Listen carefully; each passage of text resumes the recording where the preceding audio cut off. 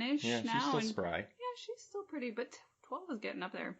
There were 3 stunt cats, Archie, Gonzo, and Rizzo. Rizzo. Where?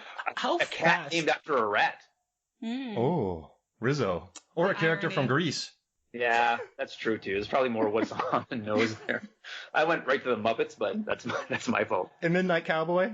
Sorry. To Adam's point, I would totally spend an afternoon with Goose. Just hanging 100%. out.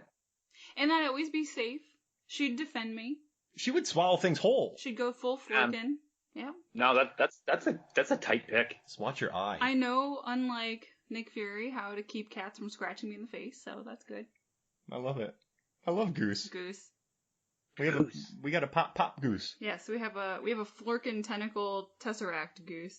How perfect is it that we have Tony Stark and a cat pop from the MCU? All the characters in the MCU, and that's what we have. But so I was looking at the shirt you asked about. The shirt, his little cat on here really does look like the Goose pop. No, it's definitely Goose. It's Right? definitely Goose. So. Come on.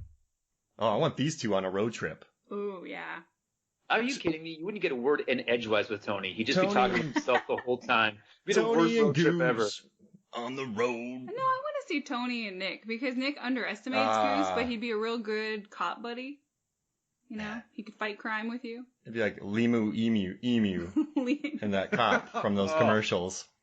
Cool. Oh, All right, Megan, you get the next. Oh, sorry. we need to do a pod of the worst and best buddy cop iterations ever. Ooh, yeah. Theodore Rex. A gnome in New York, isn't that gnome? There's a gnome. Right. Yeah. Aim for the bushes. Oh yeah, the other guys.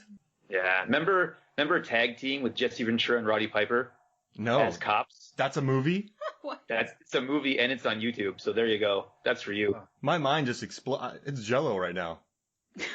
Yeah. Oh, you find movies that I have never heard of ever. And every time I do, I go home and put a mark on like my wall. I'm like, got him again, and I got him again. Mark Dominoes, or no, wait, what? Yeah, not Dominoes. What's the thing where you bingo? Mark Bingo. There it is. Mm-hmm. That's a game we need to play. I feel like Adam has access to a better library of movies in Canada than we do here, because just how do you find these things? I don't think that sentence ever been said ever. In Canada, they have a better library to media than we do in the States. But the movies you find, and you send me pictures when you're in stores of just like, I don't have bins like that around here. So you find. I'm going on Monday morning to my thrift store to do my VHS pull. All right, I'll do it too. I need to do it. I've been holding it off. I'm making the disclaimer in the video that I'm not going to shop anywhere else. It's going to be that day at that thrift store. I'm so confident with the selection of VHS that it's going to be an all or nothing hunt. Wow. You're a ringer over here. Doing what I can. He's got a feeling it's gonna work out. Yeah, it's going to be wonderful. I'm going to end up with. What's I up? was going to say that Rowdy had a small theater career, or small film career. So like I knew about that buddy cop movie because he had like 3 or 4 really weird ones right back to back. Yeah. Like, was it Hell Comes to Frogtown? Yes. Was one of them? Yeah. So on my DVD copy of Hell Comes to Frogtown, on the menu it says Strat Movie, like it spells the word start wrong. It's like one of those terrible, versions you buy off of eBay or some sketchy seller on Amazon, and it comes with all these typos on it. I'd watch it. Yeah, 100%. Have you heard of that movie? No. Blow your mind. What's your second Rory pick? Calhoun's in it. Oh. Is she in the MCU? Rory Calhoun? I don't think so. Oh, Rory Not Calhoun. yet. Got it. Not yet. There's still time. Phase 9. Page 9. Okay, my second pick is Agent Jimmy Woo, played by Randall Park from Ant-Man and the Wasp. Good. Oh. How'd you do that? Is that close-up magic? Is that close-up magic? Yeah, no, he's just so funny in everything he does. We love Randall Park, and I was telling Mark yesterday when we were talking about potential side characters that he's double dipping because he's in 2 cinematic universes for superheroes. He's a conspiracy theorist or something in Aquaman. Yeah. Mm-hmm. Which you should listen to the Aquaman pod, right? Yeah, that one's gnarly. That Aquaman episode got crazy. There's also a Final Fight Aquaman episode. Yeah, there is. You have all kinds of Aquaman to pick from. So much. So much Aquaman. After our final fight, Aquaman, I went and bought an Aquaman Momoa figure and I put it in my fish tank. Oh yeah, I saw that. That's cool. Yeah, so now he's protecting the underwater of the fish tank. I need a Patrick Wilson one. Oh, yes, you do. King Orm. He's such a jerk in that movie. Yeah. Did you see his tweet to Snyder like last week? Oh, that No. sounds familiar. Yeah, I know that song. That's brilliant. It was brilliant. And someone said they figured out his career, where he's going to be in every single big movie ever, but he's never going to be famous because he doesn't want to be. And then he's like, "Crap, you figured me out." And he got 100,000 likes. The P-Dubs, man, he's good. It's just so Oh, likable. fantastic. I wish P-Dubs was in the MCU. He's working on it. He'll get there. Yeah, he will get be. there. He'll get there. Imagine they cast him as Namor. Whoa. He'd be great. Like, just bring half of your outfit from Aquaman, just the pants and the strident, and just hop in the water. We got this thing made.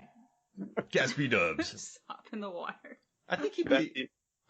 We need him. We need him in the MCU. Just cast him as the new Iron Man. I'm going full Namor. It's the only role for him. It'd be perfect. That'd be either him or Adrian Grenier. But no, definitely Patrick Wilson. For sure. Yeah. All right. Yeah. And I also All right. love that scene where Randall Park is talking to the girl in Ant-Man 2. He's like, I know you're not going to know what I'm talking about, but he gives her the most in-depth explanation ever of what her dad did. And the little girl's just sitting there really confused. You know why? I know I hate him.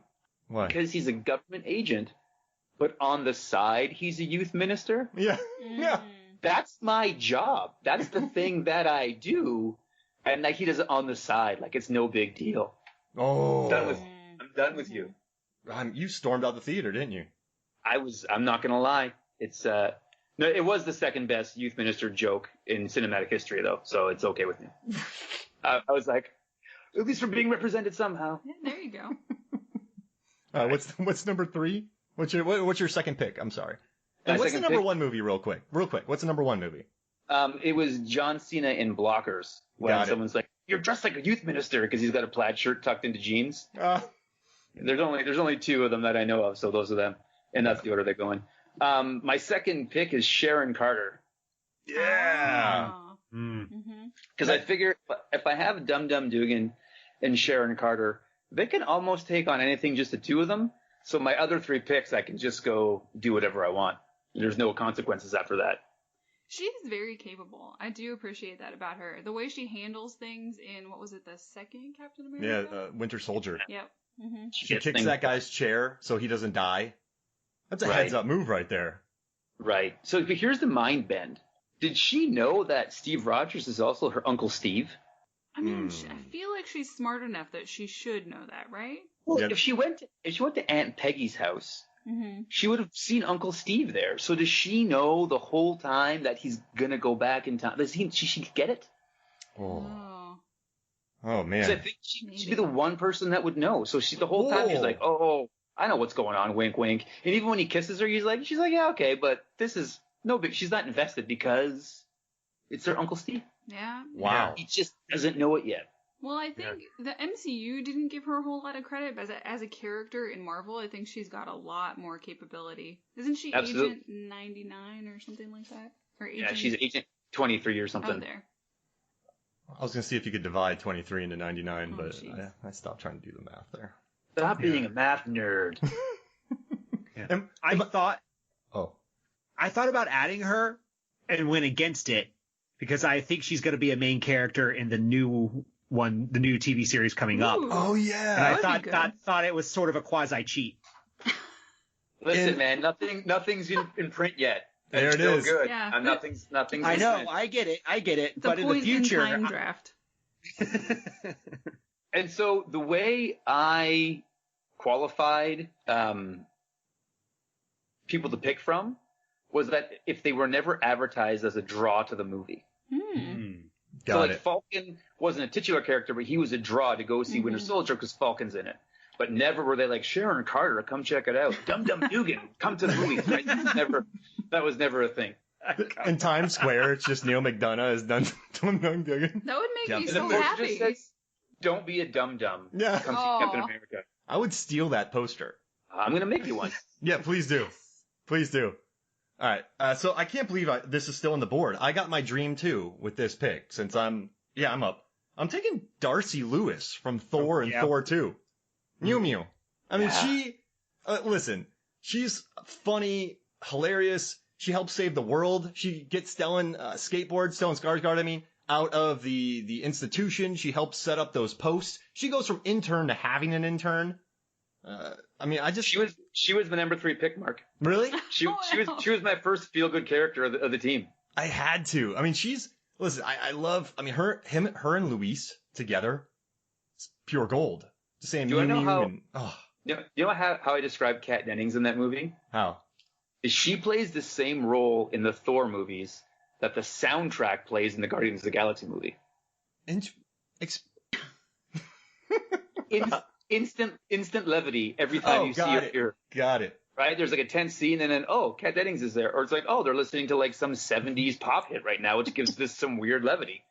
Oh, that's perfect. She throws that guy's shoe. Remember there's that scene of Wonder where they're throwing everything? She just takes the guy's shoe and throws it in his car keys. Right. Mew Mew. I wish I could have called Kat Dennings and had a phone conversation when I was on a weird first date. Yeah. Right? Let's be my out. Yeah, you need that friend. Yeah, so I had to pick her. She just, I don't know. No, she's my favorite part of Thor 1 and 2, easily. And you knew I was going to go that way, David? I did. I thought it was going to be your number 1. Man, I was torn. Yeah. You saw me waffling there. I did. We chatted a little bit about it a couple of days ago, and because I almost had her on my list, but I decided not to at the last second because I thought you'd get to her before me. I got my dream 1 and 2. The rest of this is just, you can relax, fellas. I have a friend from college with a cat named Kat Dennings. Oh. I know. And also, you love Nick and Nora's, don't you? Nick and Nora is my favorite date movie. That's right. All the cat D. Oh, so good. Ooh, man, David, you're gonna have 2 back-to-back here. What's gonna happen? Okay, so I know this is gonna sound a little bit weird, but I want Fenris. I want Fenris so bad. That's the dog from Ragnarok, the giant wolf. Oh yeah.